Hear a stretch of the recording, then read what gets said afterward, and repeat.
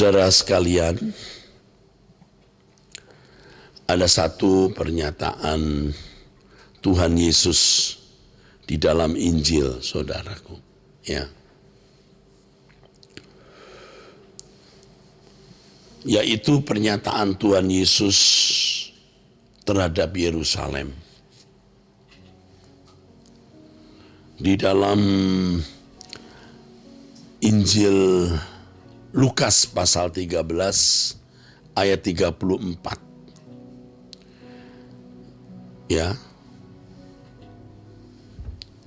Ketika Yesus memandang Yerusalem, hatinya pedih.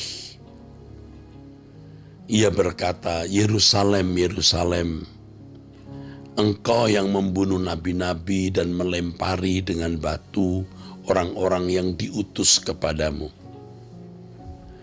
Berkali-kali aku rindu mengumpulkan anak-anakmu sama seperti induk ayam mengumpulkan anak-anaknya di bawah sayapnya. Tetapi kamu tidak mau. Tetapi kamu tidak mau. Sesungguhnya rumah ini," maksudnya Yerusalem, "akan ditinggalkan dan menjadi sunyi.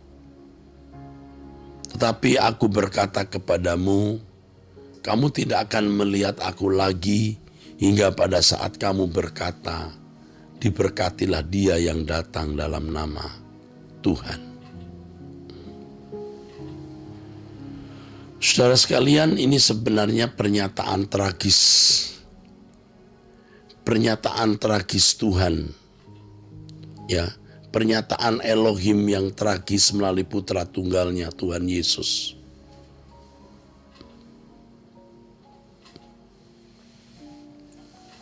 Tuhan sangat mengasihi umat pilihannya. Tuhan juga sangat mengasihi Yerusalem. Tetapi mereka tidak mau dengar-dengaran.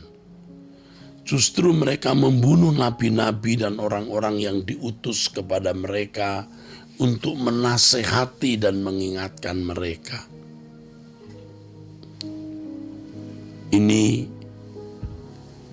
menyedihkan sekali. Tuhan Yesus mengucapkan kalimat itu sekitar tahun 30. 40 tahun kemudian Yerusalem dihancurkan dan penduduknya dibantai. Sejarawan Yahudi yang bernama Yosefus menulis, orang-orang bergelimpangan berdarah-darah di jalan-jalan Yerusalem. Di dalam Injil yang lain dikatakan juga, saudaraku sekalian, mengenai hal ini. Ditambahkan dengan kalimat, betapa baiknya kalau kamu tahu apa yang berguna untuk damai sejahteramu. Yerusalem bisa menjadi gambaran dari kehidupan orang Kristen hari ini yang sebenarnya sangat dikasihi oleh Tuhan. Bapa mengutus putranya Tuhan Yesus untuk keselamatan umat pilihan. Dan orang-orang Kristen yang sudah menjadi umat pilihan, yang mestinya mengenal kebenaran dan harus berjalan di dalam kebenaran itu, telah hanyut di bawah pengaruh dunia, terbawa pengaruh dunia, sehingga tidak hidup sebagai anak-anak Allah, tetapi hidup di dalam sukacita,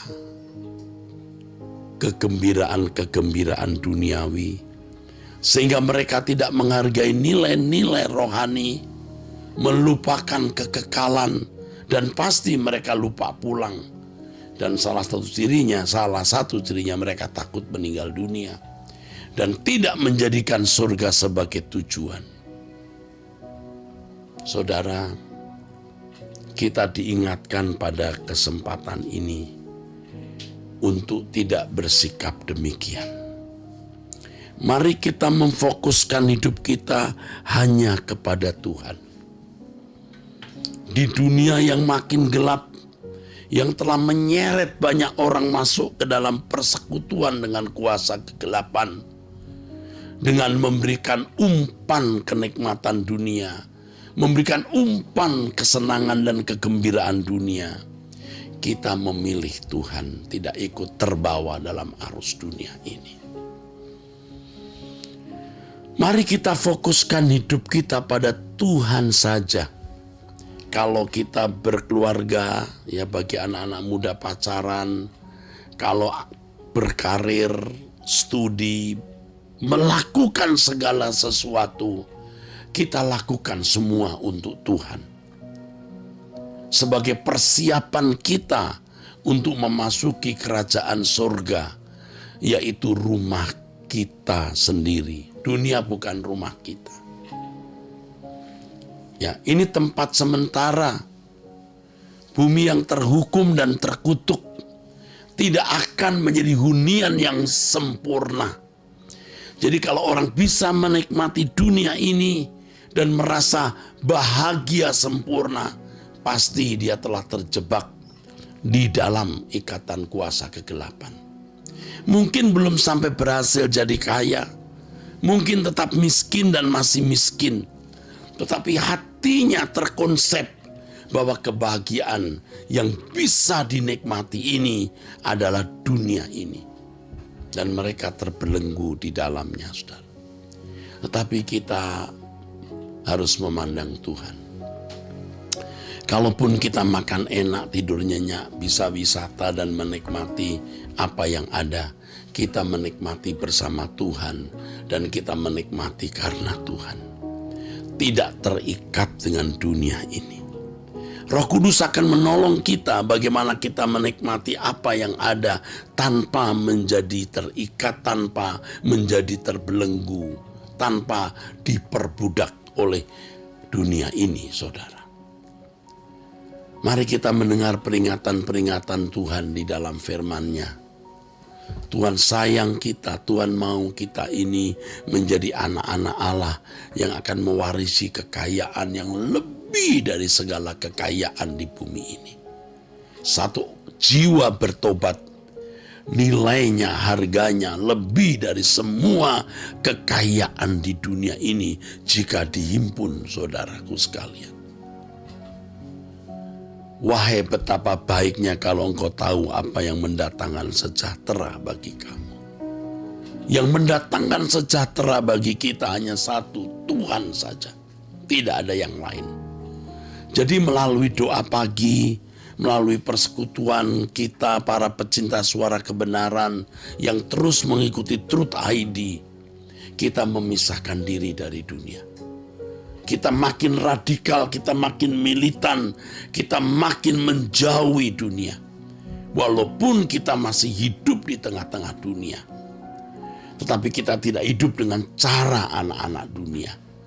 Bagaimana cara kita berbicara, bersikap, mengisi media sosial kita, bagaimana kita berinteraksi dengan lingkungan kita. Kita adalah orang-orang yang berbeda dengan dunia.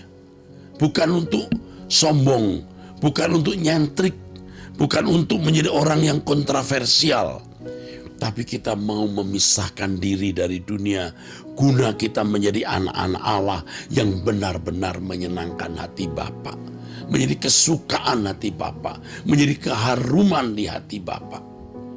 Kita tidak terjebak dengan perdebatan-perdebatan yang hanya perkataan saja, yang hanya pengetahuan saja, yang hanya kalimat saja. Tapi kita mau hidup di dalam persekutuan dengan Allah, perjumpaan dengan Allah, dan hidup kita benar-benar diubahkan melalui atau di dalam perjumpaan tersebut. Ayo kita bertekun. Di tengah-tengah dunia kita yang gelap ini, ayo kita bertekun. Jangan terpengaruhi oleh dunia sekitar kita. Saudara, walaupun tidak ada kegiatan nanti malam, ya, kegiatan kita jam 2 hanya wanita surgawi. Saudara sediakan waktu masing-masing tiap hari berdoa, ya, masing-masing tiap hari berdoa. Hari ini saya berangkat ke Batam Besok saya ada pelayanan di Batam, saudaraku. Tapi Rabu saya sudah kembali, dan doa pagi tetap saya pimpin. Ya, di luar kota saya tetap pimpin. Puji Tuhan, mari kita tutup dalam doa. Dan sebelum saya tutup dalam doa, saya ingatkan Suara Kebenaran akan dilayani oleh Pendeta Esther Natasa Putra dengan tema Dari Eden sampai Getsemani. Dari Eden sampai Getsemani. Mari kita berdoa. Terima kasih Bapa untuk pertemuan dengan Bapa dalam perjumpaan bersama di doa pagi ini.